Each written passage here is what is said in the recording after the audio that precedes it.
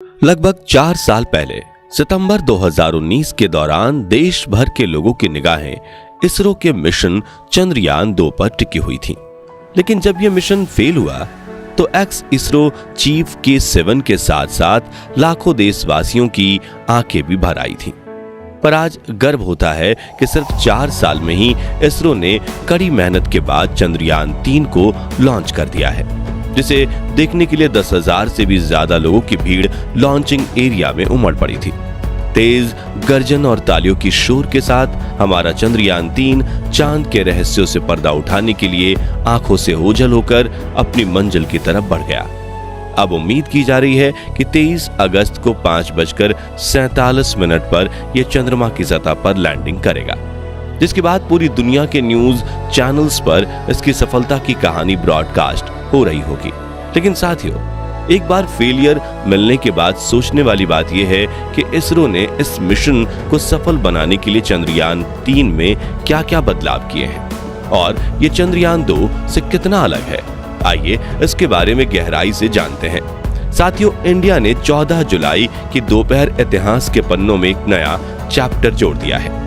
देश के सबसे इंपॉर्टेंट मिशन चंद्रयान-3 पर सिर्फ भारत ही नहीं बल्कि पूरी दुनिया की नजरें टिकी हुई हैं। इस बार का मिशन देश के लिए और भी खास बन चुका है, जो कि फ्यूचर में चांद पर नई रिसर्च को लेकर भारत के लिए नए दरवाजे खोलने का काम करेगा।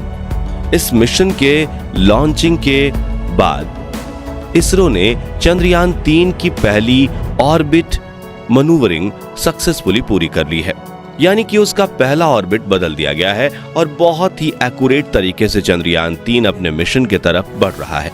लेकिन चंद्रयान-2 के फेल होने के बाद हर कोई जानना चाहता है कि चंद्रयान-3 उससे अलग कैसे है और इसमें क्या क्या नए बदलाव किए गए हैं। तो असल में चंद्रयान-3 खास कंपोनेंट के साथ बना है, जिसमें से एक लैंडर, एक रोवर और एक प्रपल्सन मॉड्यूल शामिल है।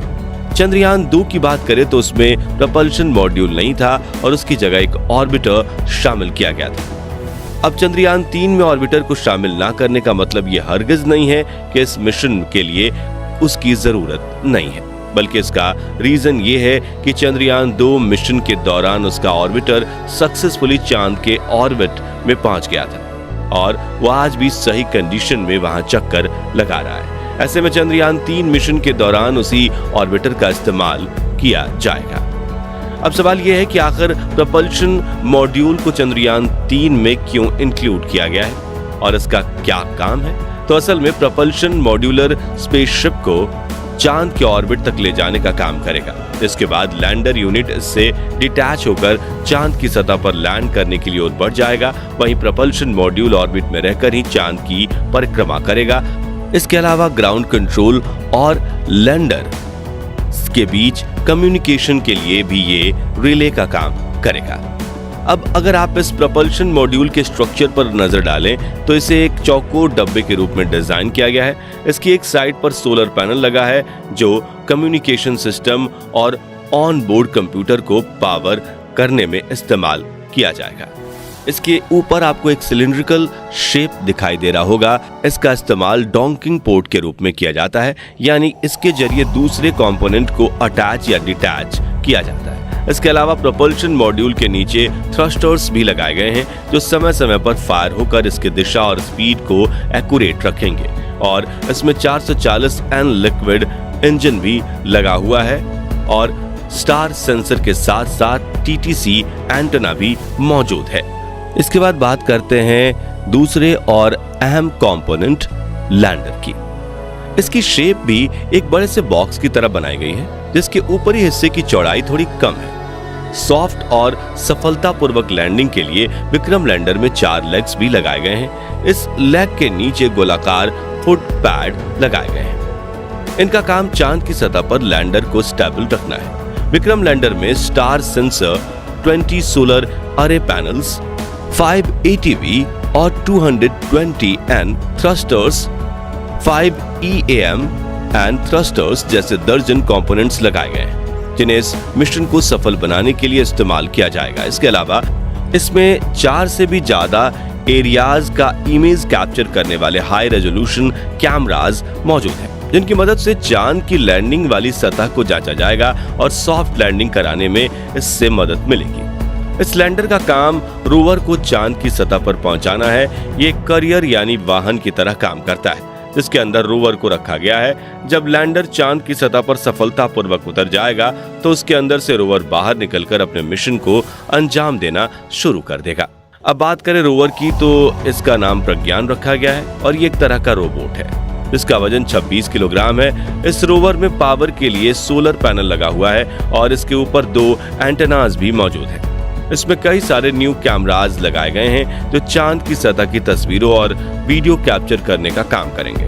इसके अलावा electronic box, thermal cover, wheels और कई तरह के कई सारे कंपोनेंट्स ऐड किए गए हैं जो इसे एक स्मार्ट रोबोटिक रोवर बनाते हैं। साथ ही आपको ये भी बताते चले कि इसरो का पहला रोबोटिक रोवर है जिससे काफी रिसर्च और एक्सपेरिमेंट के बाद बनाया गया है और खास तौर से चंद्रयान 3 जैसे इंपॉर्टेंट मिशन पर भेजा गया है। अब हम बात करें आखिर चंद्रयान 3 चंद्रयान 2 से अलग कैसे है, तो इस कंपैरिजन में जो सबसे पहला बदलाव नजर आता है वो है प्रोपल्शन मॉड्यूल, जिसके बारे में हम पहले ही बता चुके हैं। लेकिन दूसरा सबसे बड़ा बदलाव है शेप, जिसे स्पेक्ट्रोपोलिमेट्री ऑफ हैबिटेबल प्लेनेट अर्थ के नाम से भी जाना जाता है। ये एक स्पेशल इंस्ट्रूमेंट है जिसे इस मिशन के साथ चांद पर भेजा गया है। इसका मेन काम चांद के ऑर्बिट में रहकर पृथ्वी की गतिविधियों और उससे जुड़े डेटा को कैप्चर करना है। थर्ड मेजर चेंज की बात करें तो वह है चंद्रयान 3 में लगे TTC यानी कि tracking, telemetry and command antenna, जो चंद्रयान 2 में मौजूद नहीं थे। इन एंटेनास का काम चंद्रयान 3 के रियल टाइम ट्रैकिंग डाटा को अवेलेबल कराना है। इसके अलावा चंद्रयान 3 में किए गए बदलावों में से एक इसके सेंट्रल इंजन को एलिमिनेट करना है। इसमें फिलहाल 4 एज इंजन मौजूद हैं और सेंट्रल इंजन को निकालने का फैसला चंद्रयान 2 की असफलताओं को एनालाइज करके किया गया है। चंद्रयान 2 में सेंट्रल इंजन को मिशन लॉन्च होने के थोड़े समय पहले ही जोड़ा गया था, हालांकि ये उसके रियल डिजाइन में नहीं था। इस मिशन में मिले फेलियर के बाद आखिरकार इसरो ने अपने पुराने डिजाइन को ही चंद्रयान 3 के लिए इस्तेमाल करना सही समझा।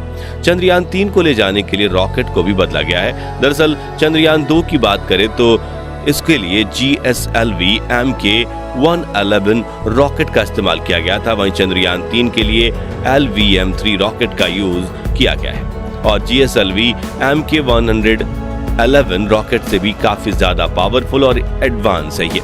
इसी वजह से इसरो के वैज्ञानिक इसे फैट बॉय भी कहते हैं। वहीं काफी लोगों ने इससे बाहुबली रॉकेट भी नाम दिया है। ये तो हुई कुछ मेजर चेंज की बात, लेकिन क्या आपको पता है कि चंद्रयान 3 की स्पीड कितनी है? असल में लॉन्च के वक्त इसकी रफ्तार 1627 किलोमीटर पर आवर थी। साथ ही 108 सेकंड के बाद ये स्पेसक्राफ्ट 45 किलोमीटर की ऊंचाई पर पहुंच गया और वहां पहुंचने पर इसके लिक्विड इंजन ने काम करना शुरू कर दिया, जिसके चलते इसकी रफ्तार बढ़कर 6437 किलोमीटर पर आवर हो गई। 62 किलोमीटर की ऊंचाई पर पहुंचने के बाद जब बूस्टर रॉकेट से अलग हो गए तब चंद्रयान की रफ्तार 7000 किलोमीटर पर आवर हो गई थी। क्रायोजेनिक इंजन के इस्तेमाल के समय इसकी स्पीड का अनुमान लगभग 36,000 किलोमीटर पर आवर लगाया जा रहा है। चंद्रयान 3 देश की उम्मीदों को लेकर उड़ान भर चुका है और अब इंडिया सहित पूरी दुनिया की नजर इसरो और चंद्रयान 3 पर है। अगर सब कुछ प्लान के अकॉर्डिंग ही आगे बढ़ता है तो अगले ही महीने यानी अगस्त में हमारा चंद्रयान 3 चंद्रमा की जमीन पर उतरकर उसे चूम रहा होगा और पूरी दुनिया के न्यूज चैनल्स पर इसकी सफलता की कहानी ब्रॉडकास्ट हो रही होगी। इसी उम्मीद के साथ मैं वीडियो को यहीं एंड करता हूँ। यह इन्फॉर्मेशन आपको कैसी लगी कमेंट सेक्शन में बताना ना भूलें। वीडियो अच्छी लगी हो तो इसे लाइक और शेयर जरूर करना और अगर आप चैनल पर नए हैं तो चैनल को सब्सक्राइब भी जरूर कर लें। मिलते हैं अगली वीडियो में जल्दी एक और इंटरेस्टिंग वीडियो के साथ। तब तक के लिए गुड बाय।